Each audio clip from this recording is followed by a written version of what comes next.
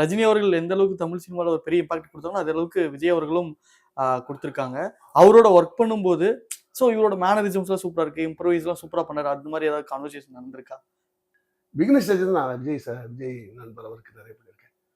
நான் இப்போ ஃப்ரெண்ட்ஸ் பண்ணும்போது பழனியில் ஷூட் பண்ணிட்டு இருந்தேன்.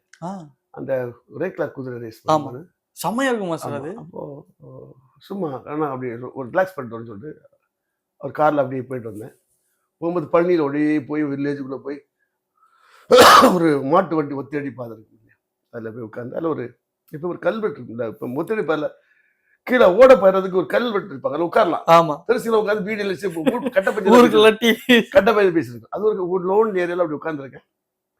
அப்படி உட்காந்துருக்கும்போது விஜய் நானும் அப்படி பேசிட்டு அப்படி ஜாலியாக பேசும்போது அப்படியே ரெண்டு தம். அப்போ அந்த காலத்தை இப்பெல்லாம் அடிக்க போட்டு நல்லதில்லை. ஆமா, தம் அடிக்கிறது ஹெல்த்துக்கு நல்லதில்லை. இந்த இடத்துல பதிவு பண்ணிட்டீங்க. தம் போட்டு அப்படியே உட்காந்து பேசியிருந்தான். அப்படி பேசிட்டு இருக்கும்போது அப்போ நாங்கள் ரெண்டு பேரும் பேசிட்டு நான் அவர் இப்படி உட்காந்துருக்காரு, நான் கல் மேலே கால் வச்சுட்டு என்னென்ன ஷார்ட் இருக்குது என்னென்ன எடுக்கணும்னு சொல்லி பேசிட்டு இருக்கேன். நான் இன்னும் ஒரு நாளைக்கு முடிச்சிடலாம் அப்படின்னா, அப்படியா வெரி குட் அப்படின்னா. அப்புறம் அப்படி உட்காந்து பேசிட்டு இருக்கும்போது நான் அந்த அவர் மேலே அந்த கல் விட்டுருக்கேன். நான் அப்படி ஆப்போஸ் கால் மேலே காலை போட்டு அப்படி உட்காந்து பேசிட்டு இருக்கும்போது ஒரு 30-40 ஃபீட் தூரத்தில் ஒரு வயலில் ஒரு பொண்ணு களை நாற்று நட்டு இருக்குது. அந்த பொண்ணுக்கு ஒரு மேபி ஒரு 13 இயர்ஸ் ஓல்டு தான் இருக்கும், 12 to 13 இயர்ஸ் ஓல்டு. சின்ன பொண்ணு. அது நட்டது இப்படி வந்து பார்க்குது. இப்படி பார்த்த உடனே சர்ப்ரைஸாக பார்க்குது. இது யாருன்னு நான் ஒன்று சொன்னேன், விஜய் ஒன்று அடையாளம் கண்டுபிடிச்சு போடுறதுக்கு நான் சந்தேகமாக இருக்கு பாரு. அதுக்கு என்ன இங்கே எதுக்குதான் விஜய் வருவாரு, இது விஜய் தானா? அது உடனே அது அப்படியே பார்த்து கன்ஃபார்ம் ஆன உடனே ஓடி வந்து எக்ஸைட்ல ஓடி வருது.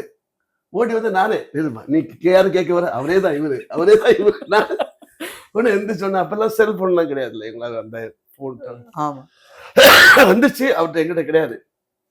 ஒன்று அது காலத்தில் விஜயோட டாலர் கொடுத்துச்சு, ஒரு கருப்பு கேரில் குட்டி டாலர். ஸோ பாருங்க, ஒரு அப்புறம் விஜய் நீ மிகப்பெரிய சூப்பர் ஸ்டார் தான் பாரு, அடுத்த ஜென்ரேஷன் ரிலேஷன் வரும் ரசிக்கிறதுக்கு உண்மையானா அப்படின்னா சத்தியமோதி அப்படின்னா. ஸோ இந்த நாங்கள் பொலிட்டிக்கல் பெரிய இருக்காரு.